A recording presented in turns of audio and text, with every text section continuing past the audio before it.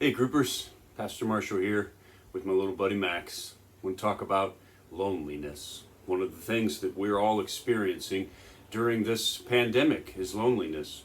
So I started my message by talking about the loneliness that I'm experiencing. Church is just not the same for me. For the first time in my life, Sunday is lonely.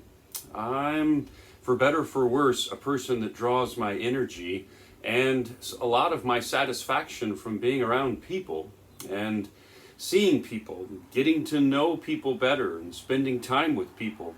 And I don't get to do a lot of that anymore. Sunday used to be my play day. Now I find it to be one of my most difficult, if not my most difficult day.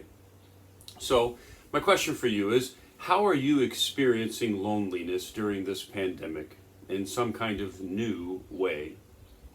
Well, Psalm 68, that's where we turned to talk about loneliness. First, Psalm 68 is written by David, and we don't know when he wrote it. We don't know if it's King David or Shepherd David or Warrior David, but certainly all of his life he was musician David. What do you know about David's life that prepared him for writing about loneliness? Just spend a little time as a small group and just brainstorm some of David's story. 1 Samuel, 2 Samuel. What prepared him for writing about loneliness? And then talk to your group a little bit. Are there things that have happened in your life in the past that have helped prepare you for this season of loneliness? Next, if you look at verse 1, it says, it reads in verse 1 as a replication of Numbers 10:35. So I want you to turn to Numbers 10:35, read that passage. What is the passage about? What does God's work in the wilderness leading the people have to do with the subject of loneliness? Why do you think that David, in the midst of writing about loneliness, goes back to Numbers 10? Now, there are many different names for God that occur in this psalm. First thing I want you to do is I want you just to count them. How many times does the name of God appear in these 35 verses? What name is used for God in verse 4? What name is used for God in verse 14? What name is used for God in verse 18? What name is used for God in verse 24? And then, based on the number of times that David writes or mentions God in this psalm, what do you think that David is trying to tell us is the best answer for loneliness? Now, this psalm does also appear in the New Testament. And so if you'll turn to Ephesians chapter 4, verse 8, look it up. Paul quotes verse 18 of Psalm 68. How does Paul apply this verse to the Christian story? How does Psalm 68 connect to the Christian context?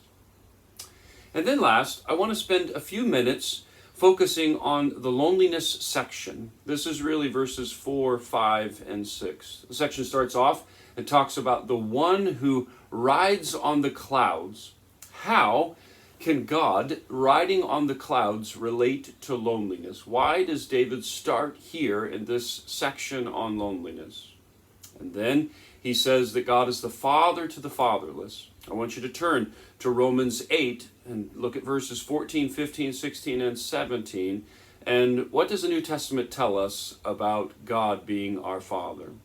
And then it talks about God sets us in families. So turn to Ephesians. Turn to Ephesians chapter 2, verses 19, 20, 21, 22. And what does the New Testament teach us about the family of God and what we as Christians are in the family of God? And then finally, I want you to look up two passages that talk about God being the warrior of the lonely, being the warrior of the weak. And so in the midst of this season of loneliness, we could be reminded about God fighting for us. And so turn to Exodus chapter 22 and look at verses 22, 23, and 24. And then turn to Psalm 146 and look at verses 6 and 7 and 8 and 9. And look at Exodus 22 and Psalm 146 and look at what does it mean, or how is God being our warrior right now? Well, finally, let's just spend a little bit of time talking about application. We've all got pets, I hope, to help us through our loneliness, like my little buddy Max. But we want to remind ourselves that the church is here to also help us with our loneliness. And so, if you're watching this and you're not a part of one of our small groups, I'm going to challenge you to become a part of one of our small groups. Reach out to one of the small group leaders that you learned about in last week's message and ask to be invited to a Zoom call. You're not inviting yourself to small group, you're just joining a group. And then I'm also telling you that if you're struggling with loneliness, if this is becoming a very difficult time for you, I want you to reach out to one of the staff, myself, Matt, Samantha, Dave, and let us know that you want to talk. And we'll set up a Zoom call and we'll figure out how we can connect with you so that you can have some help in this time of loneliness. Well, I hope that you have a great day and a great group. God bless.